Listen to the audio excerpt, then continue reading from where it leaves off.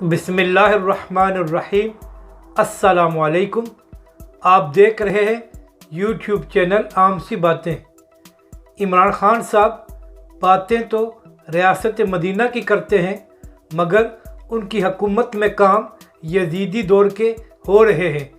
इस वीडियो में हम इसी के मुतालिक बात करेंगे, मगर इससे पहले अगर आपने अभी तक हमारे इस चैनल को सब्सक्राइब नहीं किया तो सब्सक्राइब कर लें ताकि आप मज़ीद वीडियोज़ को भी देख सकें। इमरान खान साहब अपनी हर दूसरी तकरीर में रियासत मदीना का नारा लगाते हैं, मगर जो काम इस हुकूमत में हो रहे हैं उनका दूर दूर तक भी रियासत मदीना से कोई ताल्लुक़ नहीं है।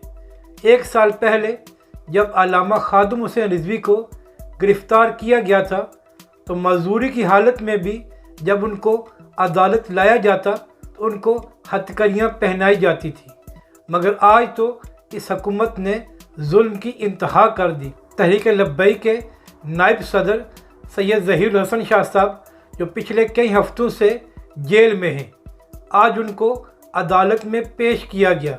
जुल्म की इंतहा देखें कि शाह साहब को हथकड़ियाँ लगाकर अदालत में पेश किया गया। तो क्या शाह साहब ने कोई कत्ल किया हुआ था या उन्होंने भाग जाना था? उनका जुर्म तो बस इतना ही है कि उन्होंने नामूस रसालत और ख़त्म नबूवत के लिए आवाज़ बुलंद की थी। तो इमरान खान साहब, ये है आपकी रियासत मदीना जहाँ पर आप सैयदजादों को हथकड़ियाँ लगाकर अदालत में पेश करते हैं।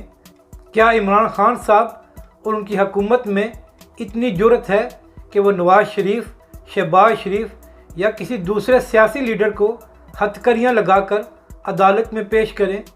तो ये जुल्म सिर्फ तहरीक लब्बैक के साथ क्यों हो रहा है?